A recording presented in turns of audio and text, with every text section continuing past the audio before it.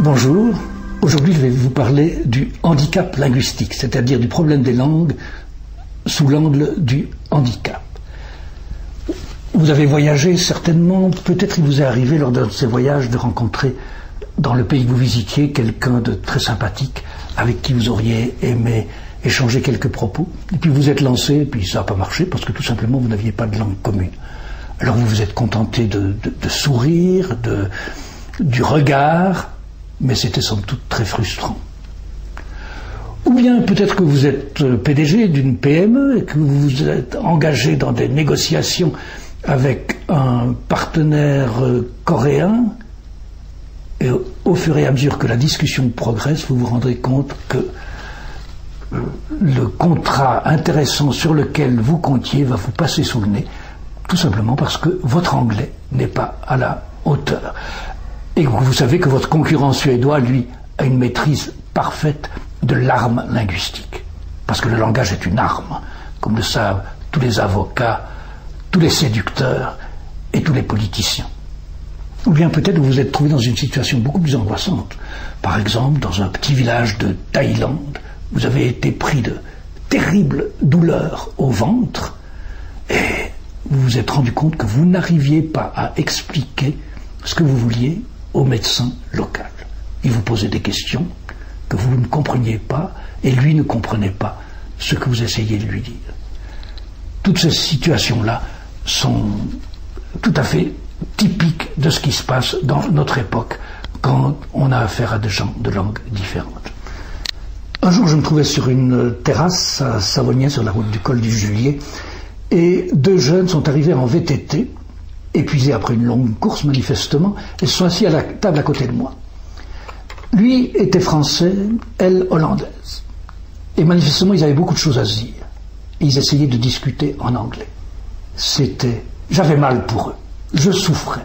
C'était un anglais pauvre, laborieux, haché, pénible, plein de circonlocutions parce qu'ils n'arrivaient pas à trouver le mot exact. Je ne sais pas combien d'années ils avaient étudié l'anglais, mais franchement, c'était peut-être du globish, mais en tout cas, c'était pas opérationnel.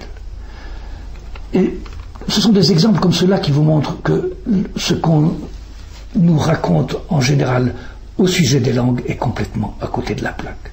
On ne cesse de nous rebattre les oreilles avec l'idée que l'anglais est une langue facile et que la langue mondiale, c'est l'anglais. Eh bien, c'est pas vrai. L'anglais n'est facile qu'au début.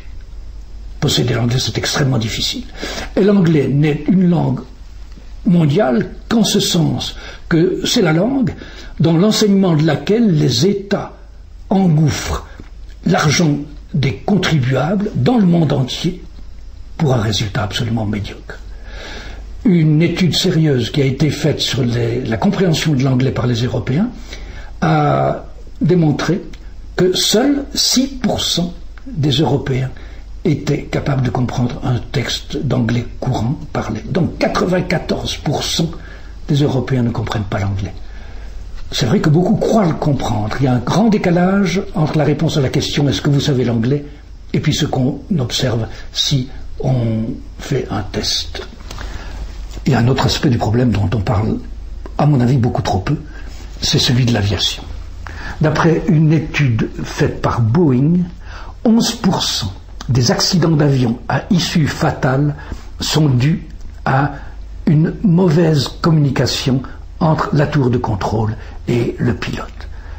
Et les enquêteurs qui étudient ce qui se passe, ce qui a été enregistré dans les boîtes noires, pourraient vous en donner des tas d'exemples. J'en ai des centaines dans mon ordinateur, mais je vais vous en donner 3. Le pilote d'un avion chinois qui s'est écrasé, a causé la mort d'une centaine de personnes, ses dernières paroles étaient « Mais qu'est-ce que ça veut dire, pull up ?» Ou bien un avion qui est entré en collision avec un autre, résultat 142 morts.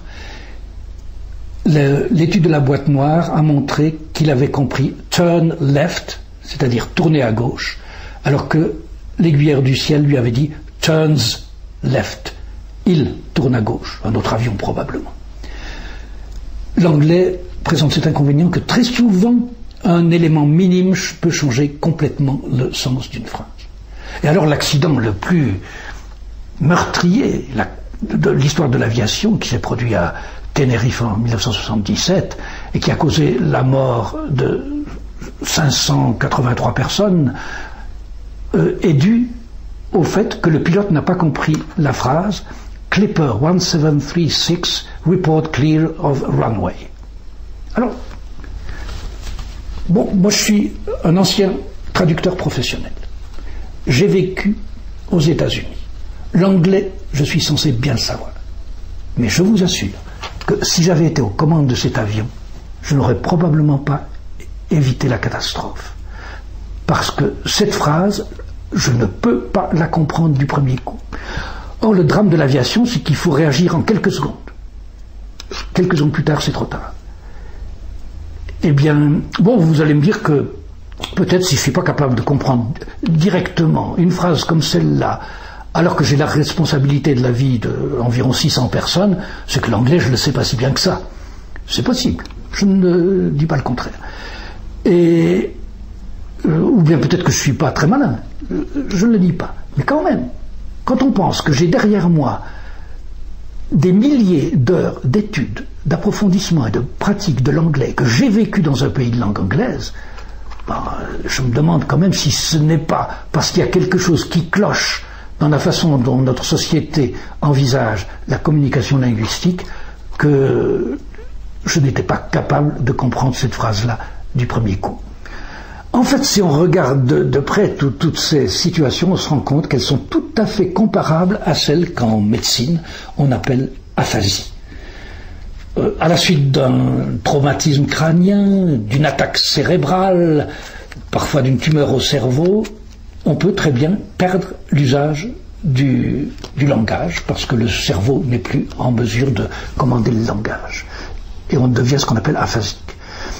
Eh bien, ce vécu-là, vous l'avez probablement vécu, si vous avez des contacts avec l'étranger, vous avez voulu vous expliquer dans une langue que vous maîtrisiez mal, et puis les mots ne vous venaient pas, votre prononciation était mauvaise, vous compreniez mal, et quelquefois vous avez tout simplement renoncé à dire ce que vous vouliez dire parce que c'était trop fatigant pour le système nerveux de rechercher les mots, les règles de grammaire, etc.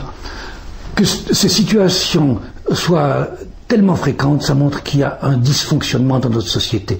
Mais on ne voit jamais le problème sous cet angle-là. Et pourtant, quand on pense à l'investissement énorme que font des millions de jeunes, des millions de professeurs de langue, des millions de contribuables, pour un résultat quasi nul pour l'immense majorité des gens, on se dit, mais enfin, s'il s'agissait d'électricité ou de pétrole, ça ferait un tollé.